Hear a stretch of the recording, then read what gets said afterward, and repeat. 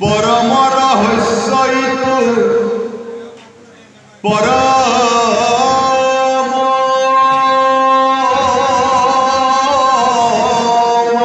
আমাৰ শ্ৰদ্ধায় পুনন্তে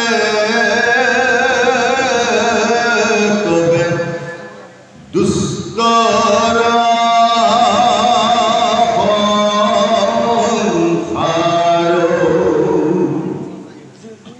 কহিবাক বাকি কিছু নথইব তোমাত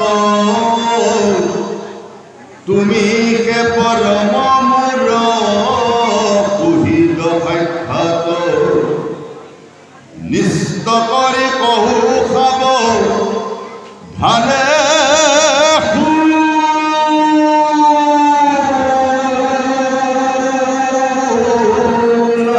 তুমি ভকত যি থানে থাকে সেই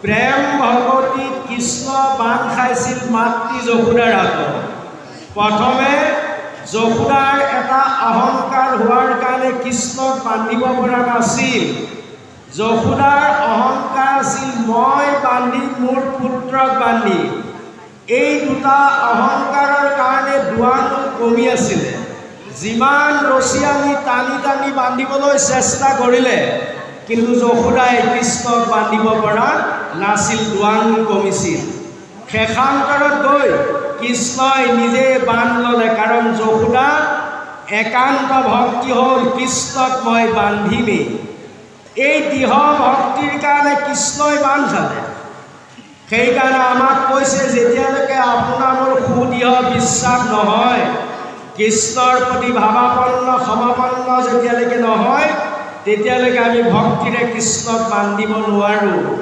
আৰু প্ৰেম ভক্তিৰ মাধ্যমেৰে চাৰিটা বস্তু লাভ কৰিব পৰা যায় ধৰ্ম অৰ্থ কাম মোক্ষ নিজে নিজে অবিকল হিচাপে আহি লগ লয় কাৰণ আপুনি মই মুক্তিৰ কামনাৰে কৃষ্ণৰ সেৱা কৰ্ম কৰিব নালাগে যি প্ৰকৃত ধৰ্ম মানে বিচ্ছ ধাৰণং ধৰ্ম বিচ্ছ নিদানং ধৰ্ম যি ধৰ্ম তাক ধৰা ব্ৰহ্মক ক্ষয় নকৰিবা ব্ৰহ্মক সংৰক্ষণ কৰিবলৈ চেষ্টা কৰা যিজনে নিজৰ জীৱনত ব্ৰহ্ম ক্ষয় ক্ষতি কৰা নাই সেইজন দেৱতা ঈশ্বৰেও সমস্ত দেৱসকলে সেইজনক তুচ্ছ মানে তেওঁ সদায় ঈশ্বৰ জ্ঞান কৰে গতিকে আপুনি মই যত্ন কৰিব লাগিব ধৰ্ম মানে হ'ল ব্ৰহ্মক সংৰক্ষণ কৰাই হ'ল ধৰ্ম অৰ্থ নাম ধনৰ অৰ্থ সংগ কৰিবলৈ দিছে কিন্তু আমি সংগ কৰিছোঁ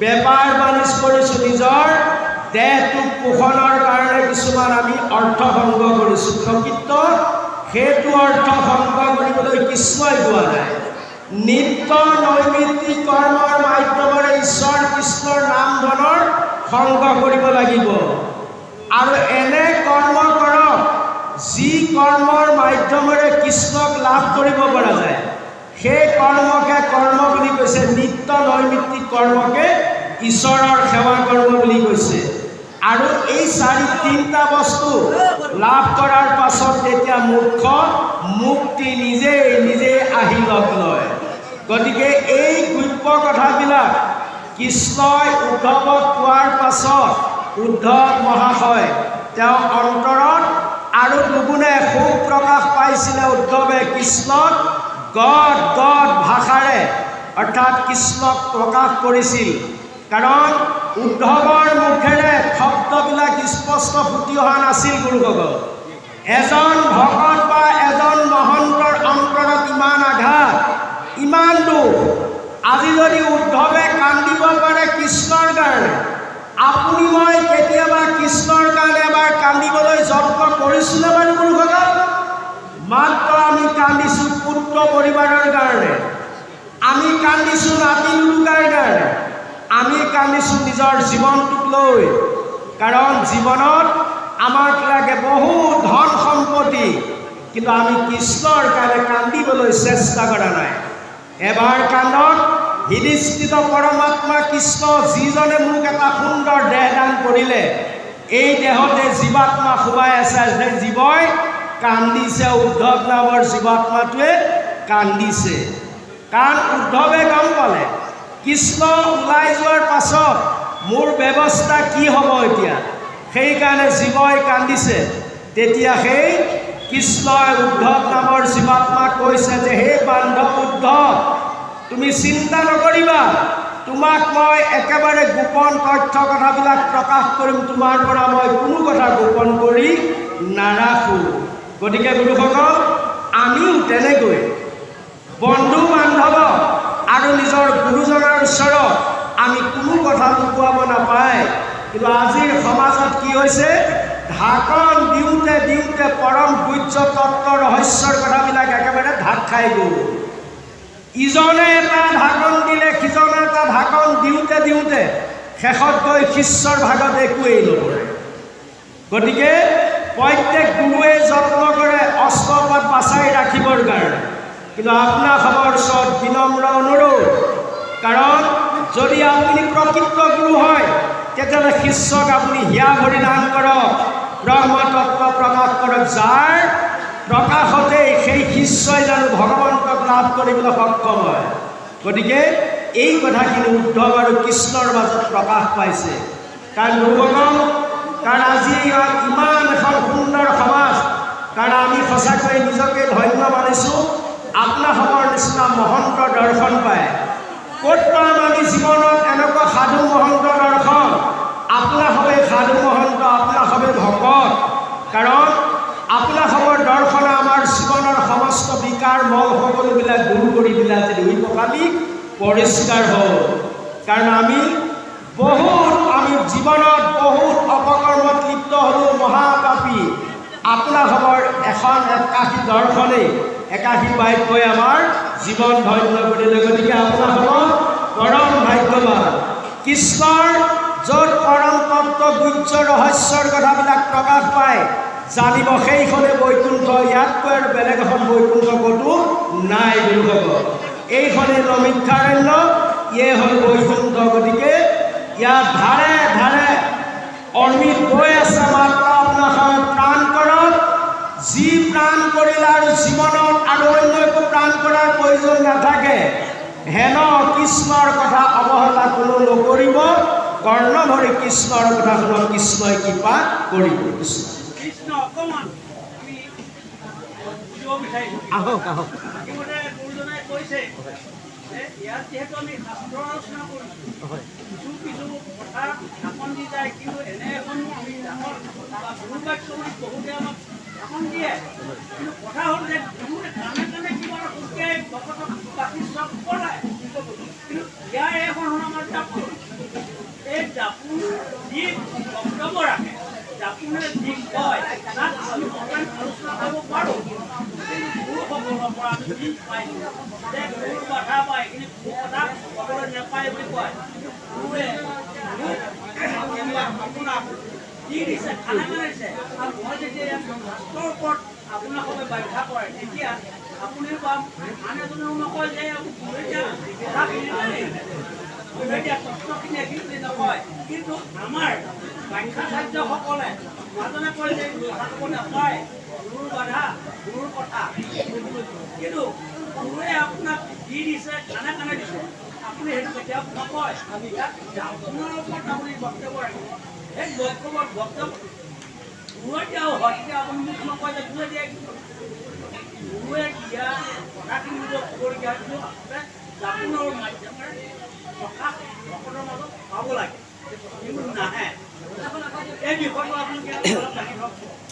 কৃষ্ণ বৰ সুন্দৰকৈ আমাৰ হিতেশ্বৰ নাথদেৱক ভগৱানলৈ কৃপা কৰক, তেখেতৰ আই কীৰ্তিক আমি ভগৱানৰ ওচৰত প্ৰাৰ্থনা কৰিছোঁ। আৰু যি কি নহওক, কাৰণ ইয়াত কিছু এতিয়া যদি মই একেবাৰে গোপন তথ্যৰ কথা কিছু যদি প্ৰকাশ কৰোঁ, যদি কৰ্ণই সেই বাক্যষাৰ যদি হৃদয়ঙ্গম হোৱা নাই, তেতিয়াহ'লে কোৱাটো মহাপৰাধী হয়। কিন্তু আমি এইটোৱে ক'বলৈ আগবাঢ়িছোঁ, যদি কোনো শিষ্যই আগ্ৰহী ব্যক্তিয়ে যদি আপোনাৰ ব্যক্তিগত জানিব বিচাৰে, সেই কথাটো ঢাকন নিদিব। আৰু কোনোবা স্ত্ৰী জাতিয়েও শুদ্ধ জাতিয়েও যদি আপোনাৰ পৰা কিছু কথা জানিব বিচাৰে আপুনি তাকো প্ৰকাশ কৰিব, তাক ঢাকন দি নাৰাখিব। কিন্তু এনেকৈ বাহুল্য সমাজত, কাৰণ ইয়াত এনেকুৱা কিছু ব্যক্তি আছে, বেয়া নাপাব লোকসকল, যাৰ মন ইয়াত নাই, যাৰ শৰণ ভজন নাই, অশৰণীয়া লোকৰ আগত যদি পৰম গুহ্য তত্ত্ব ৰহস্যৰ কিছু কথা যদি প্ৰকাশ কৰা হয়, যদি সেইজন ব্যক্তিয়ে সেই ভাতখন দাঙি ধৰি ৰাখিব নোৱাৰে, তেতিয়াহ'লে কোৱাজন ক'ত যাব এতিয়া? এইটো এটা চিন্তাৰ বিষয়। কাৰণ যদি এটা বস্তু সদায় মনত ৰাখিব, যদি আপুনি গুৰু হয় প্ৰকৃত, আপুনি শিষ্যক পৰীক্ষা নিৰীক্ষা কৰি সমস্ত কৃষ্ণই উদ্ধৱক কাণে কাণে কোৱা নিচিনা আপুনি সেই গোপন তথ্যখিনি প্ৰকাশ কৰিব, তাক ঢাকন দি নাৰাখিব। কিন্তু বাহুল্য সমাজত এনেকৈ উচ্চ শব্দৰে এই গোপন তথ্যবিলাক প্ৰকাশ কৰিব নোৱাৰি, সেইকাৰণে কিছুলোকে তাক বাধা প্ৰদান কৰে। কিন্তু তাক গোপনে আপুনি গোটেই কথাবিলাক প্ৰকাশ কৰিব, তাক ঢাকন দি নাৰাখিব যদি নিশ্চয় আগ্ৰহ কৰে কৃষ্ণ। এইটোৱে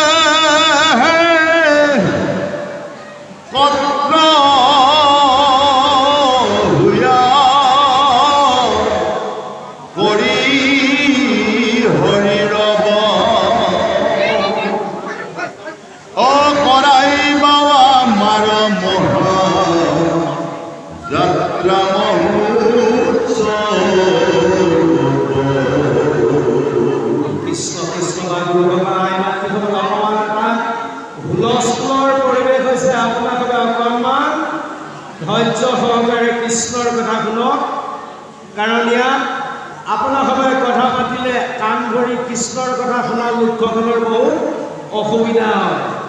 কাৰণ গুৰুসকল, য'ত কৃষ্ণৰ কথা প্ৰকাশ পাইছে কৈছে সেইখন নিৰ্গুণ থান, আৰু এখন বেলেগ পুণ্য ভুগিবলৈ নাই।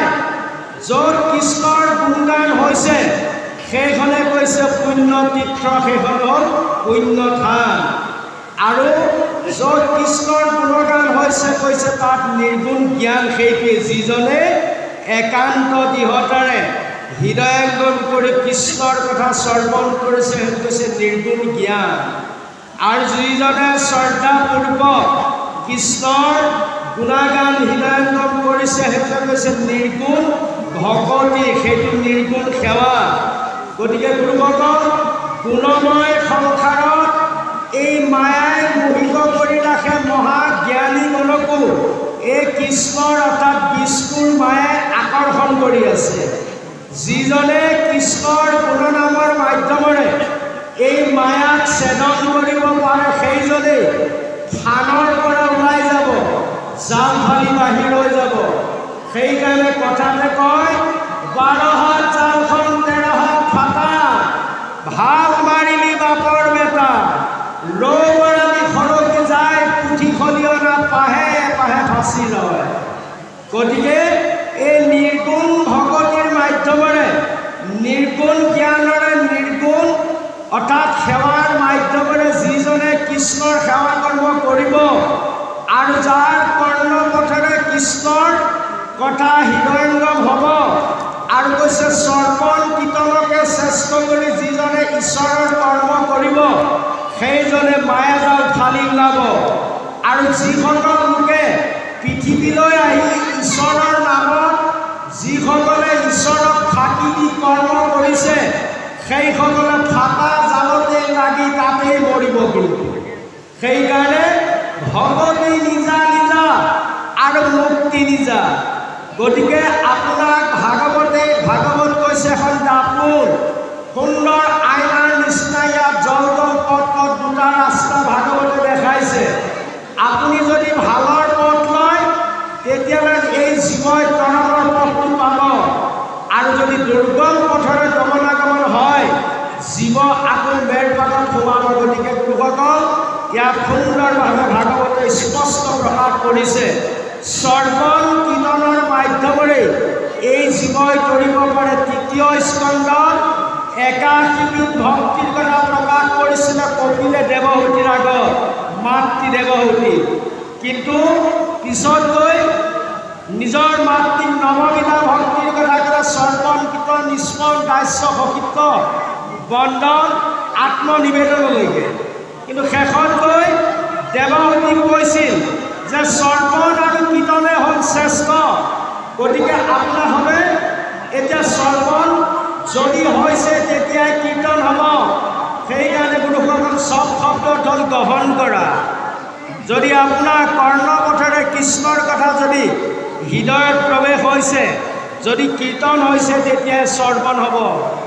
আৰু যদি এখন কাণে শুনি যদি আনখন কাণে উলিয়াই পঠাইছে তেতিয়াহ'লে ভাগৱতৰ কথাই ভাগৱতৰ ইয়াৰ গুহ্য ৰহস্যৰ তত্ত্বৰ কথা যিমানেই নুশুনক আপোনাৰ জীৱন সেমেকা ডাৱৰৰ নিচিনা হৈ থাকিব, জীৱন ধন্য হ'ব নোৱাৰিব। কৃষ্ণ হয়, আহক আহক আহক। হয়, সাধাৰণতে বিতৰ্ক হৈ থাকে। এতিয়া কৃষ্ণই কৈছে যে আনৰ দেৱীদেউ নকৰিবা, সেই কথাটো থৈ গৈছে তেওঁলোকে। আনিম, এতিয়া মই আনিম বাৰু। সেই কথা অকণমান কৃষ্ণ কৃষ্ণ আনিম। মই ইয়াৰ পিছৰ কলিটোৰ লগত সেইটো আনিলোঁ হয়, কাৰণ পাঠককো অকণমান সময় এটা দিব লাগে যে। আনি আছোঁ দেই, সেইটো আহি আছোঁ। কৃষ্ণ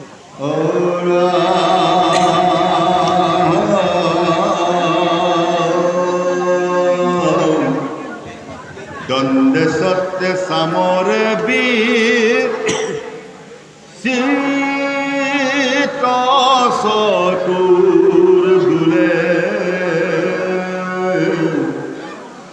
ফুরাই বাবা মাক মহা বৈদ্য ভণ্ড বুলে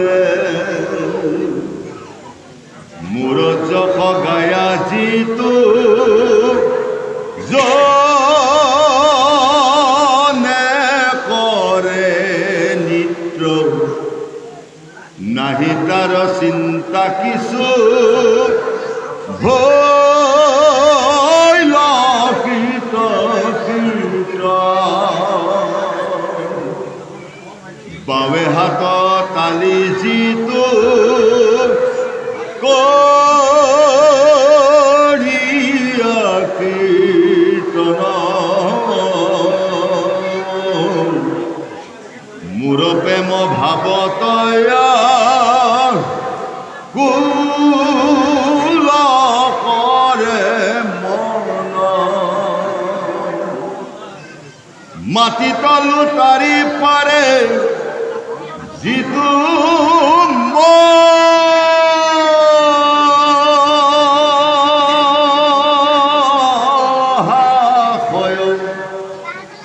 গৈলো সৈতে সৈতে সখী তাহাতে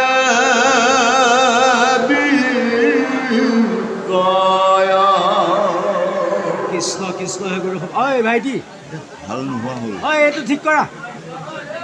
কি কৰা তোমালোকে? কিয় কমাই থাকা? একোৱেই নাইকিয়া হ'লে ইয়াত।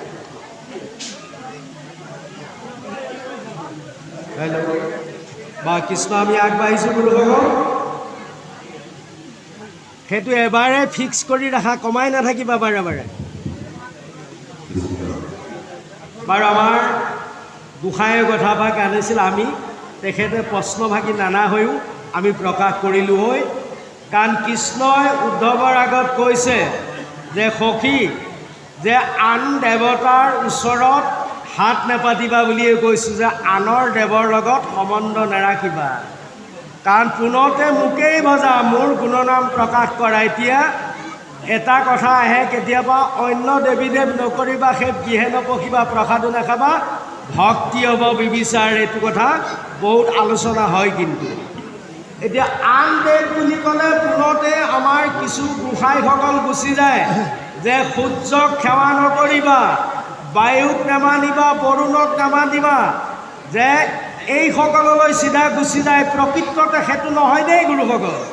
আমি যিটো জানিছোঁ বা যিটো বুজিছোঁ, কাৰণ যদি বায়ুৱে যদি সূৰ্যই তাপ আৰু পোহৰ নিদিয়ে, পৃথিৱীত কোনোবা জীয়াই থাকিব পাৰিবনে বাৰু? কোনো জীৱই জীয়াই নাথাকিব। জীৱৰ কথা বাদ দিয়ক, চাৰিমুঠি ভগৱন্তই সৃষ্টি কৰা সকলো বিনাশ হৈ যাব। কাৰণ সূৰ্যৰ তাপ আৰু পোহৰৰ কাৰণে সকলোবিলাক জীয়াই আছে।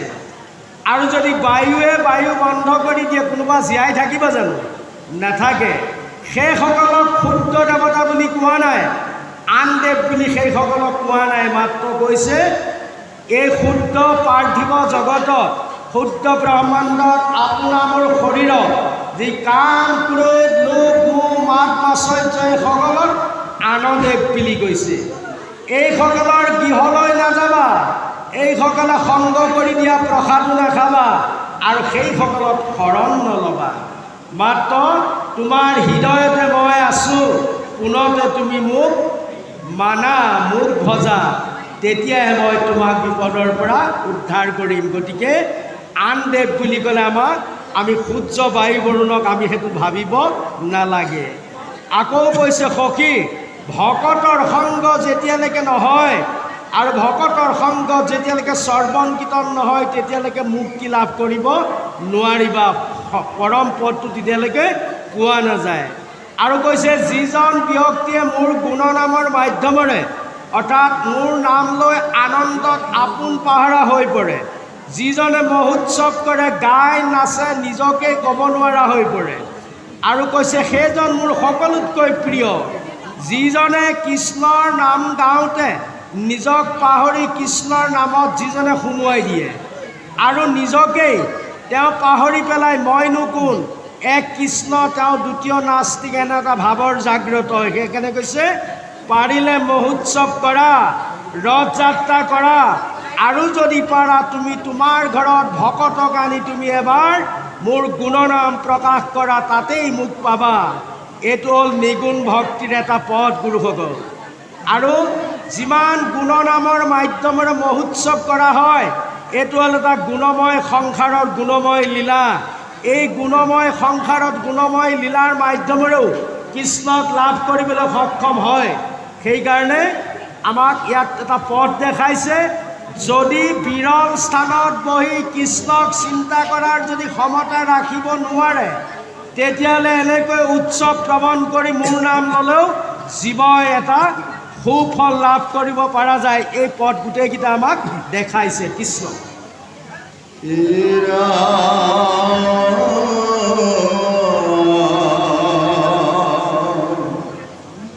শুনি উদ্ধৱ আবে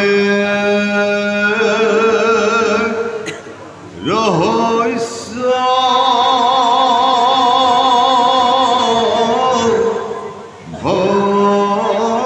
ভকতি অকৰিবা অভ্যাস তুমি থিৰ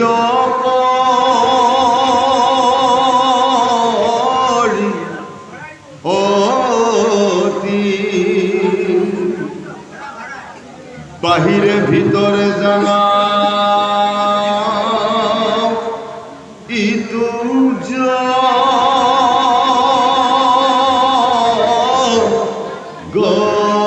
গতল অপরিপূর্ণ রূপে আসু পরম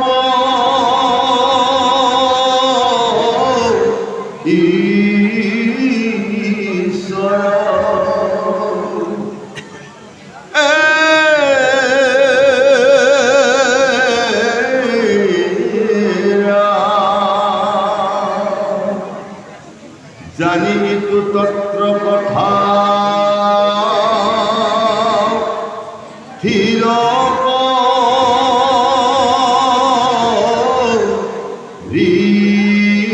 ঋষিত মুখে দেখিবা মাত্র সমস্তে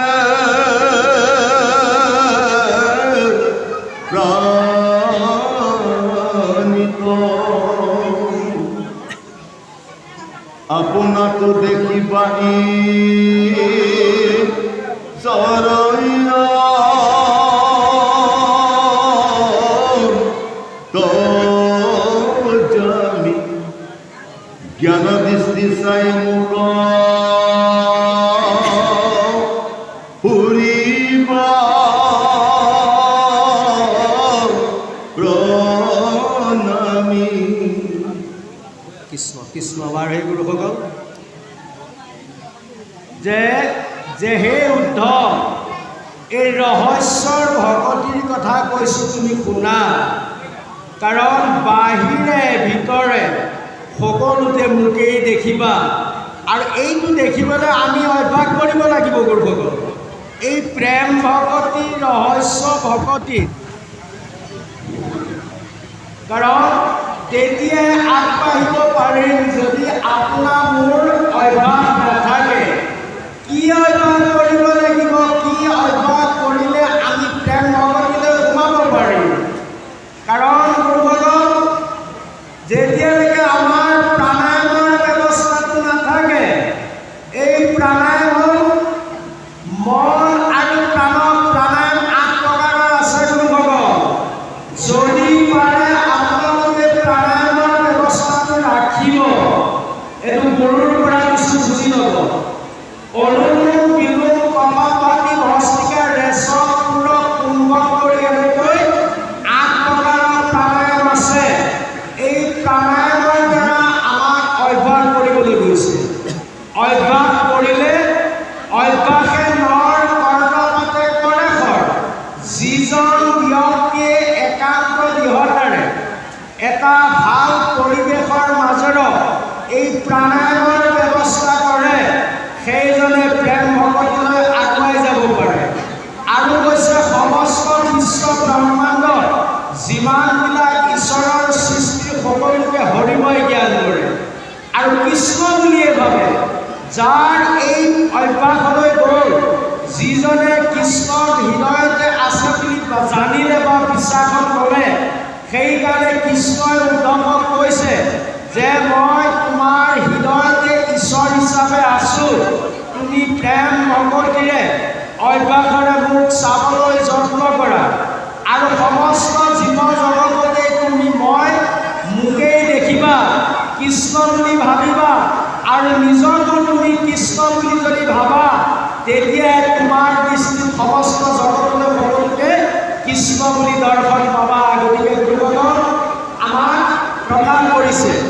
যদি আপুনি সাধু হয় তেন্তে আপোনাৰ দৃষ্টিত সকলো সাধু হ'ব। যদি আপুনি চোৰ হয় আপোনাৰ দৃষ্টিত সকলোৱে চোৰ। বেয়া নাপাবলৈ এই গুৰুসকলক ক্ষমা কৰিব।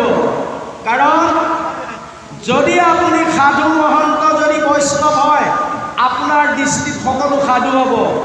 যদি আপুনি নিজেই বেয়া তেতিয়াহ'লে আপোনাৰ দৃষ্টিত আপুনি ভাল মানুহ কাকো নাপায়। এবাৰ এটা পৰীক্ষা এটা লৈছিলে। কৃষ্ণই দুৰ্যোধনৰ কথাৰে যে যোৱা পৃথিৱীৰ পৰা এজন ভাল মানুহ আনি দিয়া।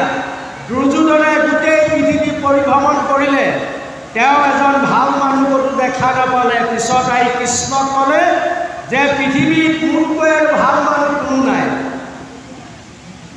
আৰু সেই কৃষ্ণই যুধিষ্ঠিৰক পঠালে যে দাদা পৃথিৱীৰ পৰা এজন বেয়া মানুহ লৈ আহা তুমি। যুধিষ্ঠিৰে গোটেই পৃথিৱী ভ্ৰমণ কৰি তেতিয়া দেখিলে তেওঁতকৈ আৰু পৃথিৱীত বেয়া মানুহ কোনো নাই, সকলোৱে ভাল। ইয়াৰ তাৎপৰ্য এইটোৱেই, যদি আপুনি ভাল হয় আপোনাৰ কাৰণে সকলো ভাল। যদি আপুনি কৃষ্ণৰ ভক্তিপৰায়ণৰ যদি ৰহস্য পুৰাণ ভক্তিৰ এজন যদি ভকত হয় আপোনাৰ দৃষ্টিত সকলো কৃষ্ণই হ'ব। সেইকাৰণে ইয়াত বস্তুটো দেখাইছে গুৰুসকল আমাক সকলোকে বাসুদেৱ বুদ্ধিৰে হৰিময় জ্ঞান কৰক আৰু নিজেও কৃষ্ণ হ'বলৈ যত্ন কৰক। নিজকে দেখক হৃদয়ত কৃষ্ণক দেখা পাব আপুনিও কৃষ্ণ। কাৰণ আপোনাৰ হৃদয়ত অন্তৰ্যামী কৃষ্ণ বিৰাজ হৈ আছে। গতিকে আপুনি নিজে কৃষ্ণ। ব্রাহ্মণর সন্তানর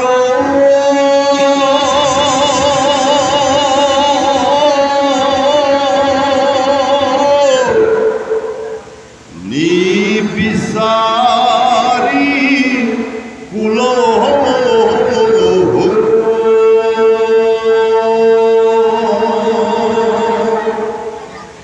দাতা সুরত জর জিস্তিয়ে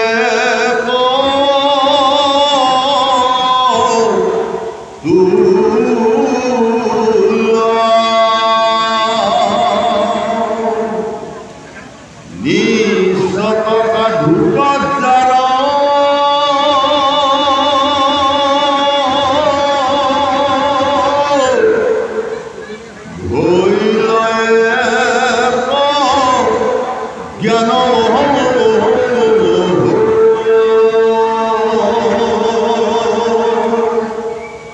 তাকে পণ্ডিত বুলি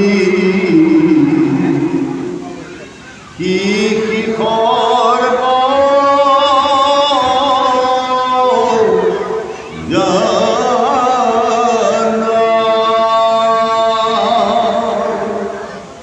বিখে পদ মনুষ্য নত জিতু নরে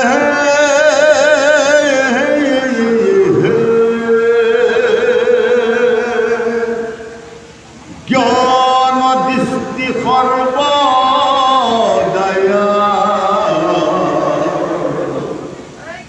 মা কমান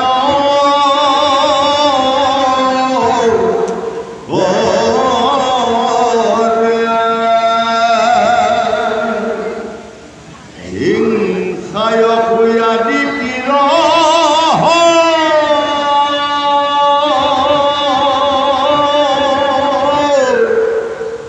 করয় কর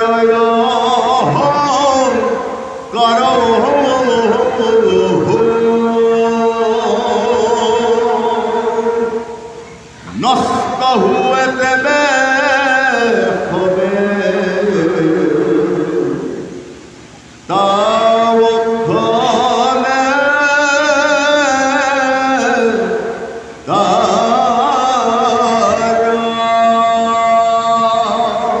কৃষ্ণ কৃষ্ণ হে গুৰু হ'ব। চাণ্ডাল আৰু ব্ৰাহ্মণৰ জ্ঞানী অজ্ঞানী ভেদভাৱ ৰাখিবলৈ কোনো চেষ্টা নকৰিব। যদি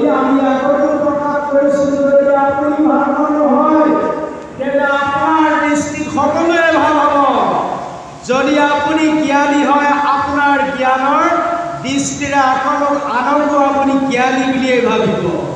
সেইকাৰণে কৈছে চাণ্ডাল ডকাইত চোৰৰ কোনো পাৰ্থক্য নেৰাখিব। আপুনি সকলোকে সাধু বুলি আপুনি গণ্য কৰক, আপোনাৰ দৃষ্টিত সকলোৱে সাধু হ'ব পাৰিব। কাৰণ গুৰুসকল, যদি আপোনাৰ উচ্চ নিচ যদি ভেদভাৱ থাকে তেতিয়াহ'লে ঈশ্বৰৰ সেৱাৰ যোগ্য আপুনি হ'ব নোৱাৰে কিন্তু কোনোদিন। কিন্তু আমাৰ এটা অভ্যাস আছে গুৰুসকল, দেখা দেখি মানুহৰ সন্মুখত আমি কৃষ্ণ বুলি কওঁ যে বাপজনে কৃষ্ণ ক'লৈ নোযায়, পিছ দিয়াৰ পাছতে তেওঁক বেয়া বেয়া কথোপকথন কৰা যায় তেতিয়াহ'লে আপুনি কৃষ্ণৰ নাম লোৱা কিবা কামত আহিলনে বাৰু? একো নাই। তাৰমানে নিজেই আপুনি চাণ্ডাল। কাৰণ আপোনাৰ মুখেৰে কৃষ্ণৰ নাম প্ৰকাশ পাইও আপুনি সেই কৃষ্ণৰ ৰহস্য তত্ত্বৰ তাৰ আপুনি ৰাখিব নোৱাৰিলে। কাৰণ আপোনাৰ মুখেৰে কৃষ্ণ ক'লে বাহিৰটো পৰিষ্কাৰ, কিন্তু আপোনাৰ ভিতৰ চৰা একেবাৰে মহিলা। কাৰণ সেইকাৰণে আমাক শাস্ত্ৰই কৈছে চাণ্ডাল চোৰ এজন সাধুৰ পাৰ্থক্য নেৰাখিব, সকলোকে সমভাৱে চাবলৈ দিব। কিন্তু আমাৰ এটা অভ্যাস আছে গুৰুসকল, বেয়া নাপাব দেই, আমাৰ দৃষ্টিত আপোনাৰ সকলোৱে সাধু। পৰৰ নিন্দা, পৰৰ চৰ্চা, পৰৰ দুখ গুণ দেখাত আমি বৰ পাকৈত, কিন্তু নিজৰ দুখ গুণবিলাক আমি ঢাকি থৈ ভাল পাওঁ, আনৰবিলাক খুচৰি বৰ ভাল পাওঁ। এই স্বভাৱ প্ৰকৃতিটোৰ কাৰণে ঈশ্বৰ কৃষ্ণই কৃপা নকৰা হ'ল। সেইকাৰণে কৈছে এই চোৰৰ প্ৰকৃতিটো ত্যাগ হ'ব পাৰিব লাগিব, তেতিয়াই কৃষ্ণৰ কৃপা প্ৰাপ্ত হ'ব পাৰি। আৰু সমস্ত মনুষ্যগণতে ঈশ্বৰ কৃষ্ণ বুলি ভাবি সেৱা কৰক, তেওঁক কৃষ্ণ বুলি ভাবক, সেইটোৱে কৃষ্ণ সেৱা। কাৰণ যেনেকৈ আমাৰ আইসকলে সন্ধিয়া ধূপ বন্তি জ্বলাই সেৱা কৰে কাক বাৰু? এতিয়া সন্ধিয়া ধূপ বন্তি জ্বলাইনে? সন্ধিয়া আপোনালোকে ধূপ বন্তি জ্বলাই কাৰ সেৱা কৰে? আইসকল কৃষ্ণকে সেৱা কৰে। কৃষ্ণক দেখা পাইছে জানো? নাই পোৱা। নেদেখাজনক সেৱা কৰি কি লাভ? দেখাজনক সেৱা কৰক। কৃষ্ণই কৈছে যে হাতৰ ধূপ বন্তি কেইটা লৈ পদূলিত ঘূৰাই মোক মাতিলে মই আহিলোঁ, কিন্তু মোক সেৱাটো নিদিলে, গতিকে মই তোমাৰ লগত নাই।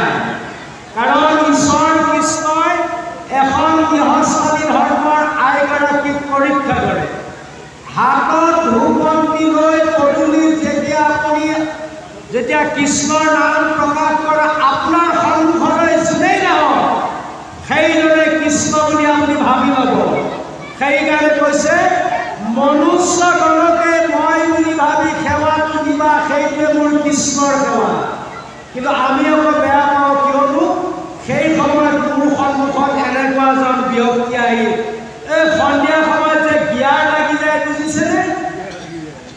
ঐ ডাঙৰ ৰাস্তাটো যে সৰু হৈ যায়গৈ আৰু ধুনীয়া ধুনীয়া যে ইংলিছ ক'ব পাৰে, তেনেকুৱা এজন ব্যক্তি আহি গ'ল সন্মুখত, তেওঁকনো মই সেৱাটো দিমনে বাৰু?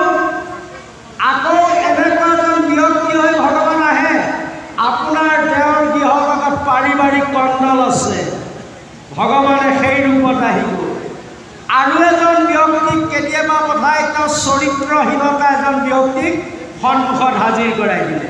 সেইকাৰণে আইগৰাকীয়ে সেৱাটো নিদিলে। কিন্তু কৃষ্ণই কৈছে তুমি মোক মাতিলা, মই আহিলোঁ, সেৱাটো নিদিলা, গতিকে মই তোমাৰ গৃহত নাই। গতিকে আইসকল, সন্মুখত যাকেই পায়, চোৰক, চাণ্ডালক, ডকাইতক, অজামিলৰ নিচিনা মহাপাপীয়ে হওক, সেৱাটো দিব, সেইটোৱে কৃষ্ণ সেৱা। গতিকে ভাগৱতত কৃষ্ণই উদ্ধৱক কৈছে মনুষ্যগণকে মই বুলি ভাবিবা, সেইটোৱে কৃষ্ণ সেৱা। আৰু তেতিয়াহে মই কৃপা কৰিম তোমাক। আৰু যদি তোমাৰ অন্তৰত যদি কিঞ্চিত ভেদভাৱ থাকে, তেতিয়াহ'লে মোক লাভ কৰিব নোৱাৰিবা। গুৰুসকল, এই কিঞ্চিত ভুলৰ কাৰণে আপুনি মই কৃষ্ণৰ সেৱা কৰ্মৰ পৰা বঞ্চিত হৈ আছোঁ। সেই কৈছে বাহিৰ ভিতৰ দুইটা একাকাৰ হ'ব পাৰিব লাগিব, তেতিয়াই কৃষ্ণৰ সেৱা হ'ব। কৃষ্ণ কৃষ্ণ অকণমান আহক আহক। আমি এটা বিষয় জানিব বিচাৰিছোঁ। এই ভাগৱতৰ পাঁচজন নাই, কিন্তু আমি দেখিছোঁ কৃষ্ণক সাক্ষাৎ শিশু পালাই ইমান চেষ্টা কৰিলে, গোৱালৰ সন্তলৈকে ধৰি কটক কিমান জানি পাৰিলে, তেওঁ কি গতি মুক্তি পোৱা নাছিল নেকি? বিদুৰৰ কথা কৈছে, আৰম্ভণিতে কওকচোন অকণমান। এতিয়া কৈছে যে কৃষ্ণৰ নামত কোনোবাই বেয়া ভাবি বেয়া কথা ক'লে তেওঁ হেৰি হ'ব, কিন্তু সাক্ষাৎ শিশু পালে কৃষ্ণক গোৱালৰ সন্তলৈকে কৰা বহুত কিবা কিবি কৰে, হয় হয়, তেওঁ গতিমুক্তি পাইছে। কৃষ্ণ বৰ সুন্দৰ কথা গুৰুসকল। কাৰণ শিশুপালে কৃষ্ণক বহুত অত্যাচাৰ কৰিলে, কৃষ্ণক মাৰিবলৈ যত্ন কৰিলে, তথাপিও সেই শিশুপালে মুক্তি লাভ কৰিলে। বাৰু এতিয়া কাৰণ আমি জানিব লাগিব যে শিশুপাল কোন আছিল, এতিয়া সেইটোকো জানিব লাগিব গুৰুসকল। বাৰু কোনোবা দুৰাচাৰে কোনোবা বিবিচাৰে, সেইকাৰণে ইয়াত কৈছে অসুৰ চাণ্ডালেও যদি মোৰ নাম লয় মই তেওঁকো কৃপা কৰোঁ। কাৰণ পাপীৰো এটা স্থান আছে, পাপীৰো কৰ্ম আছে। কাৰণ শিশুপাল মহাপাপী আছিলে, বৈকুণ্ঠৰ পাৰিষদ আছিলে শিশুপাল দন্তবক্ৰ, এইটো দাপৰৰ ব্যৱস্থা। সত্য যুগত আছিলে হিৰণ্যকশিপুৰ আৰু হিৰণ্যাক্ষ। প্ৰভু ভগৱন্তই কৃষ্ণই লীলা কৰিবৰ কাৰণে বৈকুণ্ঠ পাৰিষদকে আগতে পঠালে, কাৰণ তেতিয়াই তেওঁ লীলা কৰিব পাৰিব। আৰু তেতাত আছিলে ৰাৱণ আৰু কুম্ভকৰ্ণ, জয় বিজয় বৈকুণ্ঠ পাৰিষদ। আৰু দাপৰত হ'ল আহি শিশুপাল আৰু দন্তবক্ৰ। কাৰণ যেতিয়া শিশুপালৰ জন্ম হৈছিলে তেওঁৰ 3টা চকু আছিলে, শিশুপালৰ 3টা চকু। আৰু নিজৰ মাতৃকৰ আশ্চৰ্য মানিছিলে, তোৰ কি কথা 3টা চকু। তেতিয়া যেতিয়া চোৱা চিন্তা কৰালে, বোলে যাৰ দৰ্শন পালে এই 3 নম্বৰ চকুটো নাইকিয়া হ'ব, তেওঁৰ হাতত তেওঁৰ মৃত্যু হ'ব। সকলোকে নিমন্ত্ৰণ দিলে শিশুপালৰ দৰ্শনৰ কাৰণে, কিন্তু কৃষ্ণ অহা নাছিলে। কৃষ্ণই সকলোবিলাক জানে। তাৰ পাছত নিজৰ পেহীয়েকৰ নিমন্ত্ৰণ কৰ্মে কৃষ্ণ বহুত পলম হৈ গ'ল। কৃষ্ণক দেখাৰ লগে লগে শিশুপালৰ 3 নম্বৰ চকুটো নাইকিয়া হ'ল। তেতিয়া পেহীয়েকে গম পাইছিলে যে কৃষ্ণৰ হাতলৈ শিশুপালৰ মৃত্যু আছে। তেতিয়া পেহীয়েকে অনুৰোধ কৰিছিলে যে কৃষ্ণ যে 100 ধূনৰ ক্ষমা কৰি দিবা, তোমাৰ ভাই হয়। কৃষ্ণই কৈছিলে যে পেহী 100 নহয়, 101টা মই ক্ষমা কৰি দিম শিশুপালক। আৰু তাৰ ওপৰত যদি বেয়া কৰ্ম কৰে মোক নিন্দা কৰক, মই বেয়া নাপাওঁ।